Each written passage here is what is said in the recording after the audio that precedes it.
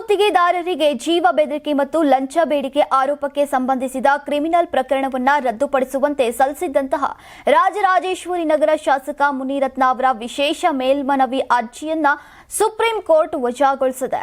ಈ ಮೇಲ್ಮನವಿಯ ಅರ್ಜಿಯ ವಿಚಾರಣೆ ನಡೆಸಿದಂತಹ ನ್ಯಾಯಮೂರ್ತಿಗಳಾದಂತಹ ವಿಕ್ರಮ್ ನಾಥ್ ಮತ್ತು ಸಂದೀಪ್ ಮೆಹ್ರಾ ಅವರ ಪೀಠವು ಈಗ ಈ ಪ್ರಕರಣದಲ್ಲಿ ಹೈಕೋರ್ಟ್ ನೀಡಿದಂತಹ ಆದೇಶದಲ್ಲಿ ಮಧ್ಯ ಪ್ರವೇಶಿಸೋಕೆ ನಿರಾಕರಿಸಿದೆ. ಘನತ್ಯಾಜ್ಯ ಸಂಗ್ರಹ ಮತ್ತು ವಿಲೇವಾರಿ ಗುತ್ತಿಗೆಗೆ ಸಂಬಂಧಿಸಿದಂತೆ ಲಂಚಕ್ಕೆ ಬೇಡಿಕೆ ಇಟ್ಟಿದ್ದಾರೆ ಅಂತ ಆರೋಪಿಸಿ ಬಿಬಿಎಂಪಿ ಗುತ್ತಿಗೆದಾರ ಚಲುವರಾಜು ಅವರು ಶಾಸಕ ಮುನಿರತ್ನ ಮತ್ತು ಅವರ ಆಪ್ತ ವಸಂತ್ ಕುಮಾರ್ ವಿರುದ್ಧ ದೂರನ್ನ ದಾಖಲಿಸಿದ್ರು.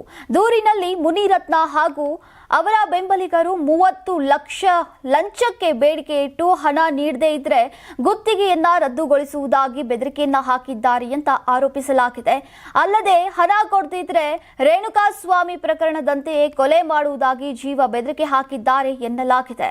ಇನ್ನು ದೂರು ಪ್ರಕಾರ ರಾಜರಾಜೇಶ್ವರಿ ನಗರ ವಿಧಾನಸಭಾ ಕ್ಷೇತ್ರದ ವಾರ್ಡ್ ಸಂಖ್ಯೆ 42ರ ವ್ಯಾಪ್ತಿಯಲ್ಲಿ ಗಂಗಾ ಎಂಟರ್ಪ್ರೈಸಸ್ ಸಂಸ್ಥೆ ಮೂಲಕ ಘನತ್ಯಾಜ್ಯ ಸಂಗ್ರಹ ಮತ್ತು ವಿಲೇವಾರಿ ಗುತ್ತಿಗೆ ಪಡೆದಿದ್ದೇನೆ ಅಂತ ಚಲುವರಾಜು ಅವರು ತಿಳಿಸಿದ್ದಾರೆ. ಜೊತೆಗೆ ದಿವಂಗತ ದೇವರಾಜು ಅರಸ್ ಟ್ರಕ್ ಟರ್ಮಿನಲ್ ಪ್ರದೇಶದ ತ್ಯಾಜ್ಯ ನಿರ್ವಹಣೆಯ ಜವಾಬ್ದಾರಿಯು ತನ್ನಲ್ಲಿತ್ತು ಅಂತ ದೂರಿನಲ್ಲಿ ಉಲ್ಲೇಖಿಸಿದ್ದಾರೆ. ಕ್ರಿಮಿನಲ್ ಪ್ರಕರಣದ ತನಿಖೆ ವೇಳೆ ಧ್ವನಿ ಮಾದರಿಯನ್ನ ನೀಡುವಂತೆ ತನಿಖಾಧಿಕಾರಿಗಳು ನೀಡಿದಂತಹ ನಿರ್ದೇಶನವನ್ನ ಪ್ರಶ್ನಿಸಿ ಮುನಿರತ್ನ ಹೈಕೋರ್ಟ್ ಹಾಗೂ ನಂತರ ಸುಪ್ರೀಂ ಕೋರ್ಟ್ ಮೆಟ್ಟಿಲೇರಿದ್ರು. ಇದೀಗ ಹೈಕೋರ್ಟ್ ಆದೇಶದಲ್ಲಿ ಯಾವುದೇ ಹಸ್ತಕ್ಷೇಪ ಮಾಡುವ ಅಗತ್ಯ ಇಲ್ಲ ಅಂತ ಸುಪ್ರೀಂ ಕೋರ್ಟ್ ಸ್ಪಷ್ಟನೆ ನೀಡಿದೆ. ಯಾರಾಗ್ತಾರೆ ಎಂಎಲ್ಎ ಅಭ್ಯರ್ಥಿ 2028 ಶೀಘ್ರದಲ್ಲೇ. ಪ್ರತಿದಿನ ಒಂದೊಂದು ಕ್ಷೇತ್ರದ ಟಿಕೆಟ್ ಆಕಾಂಕ್ಷಿಗಳ ಸಂಪೂರ್ಣ ಮಾಹಿತಿ ಪೊಲಿಟಿಕಲ್ ಜರ್ನಲಿಸ್ಟ್ ಕೆಎಂ ಶಿವಕುಮಾರ್ ಅವರಿಂದ. ಕರ್ನಾಟಕದ ನಂಬರ್ 1 ಡಿಜಿಟಲ್ ಮೀಡಿಯಾ ನಿಮ್ಮ ನೆಚ್ಚಿನ ಕರ್ನಾಟಕ ಟಿವಿಯಲ್ಲಿ ಮಾತ್ರ.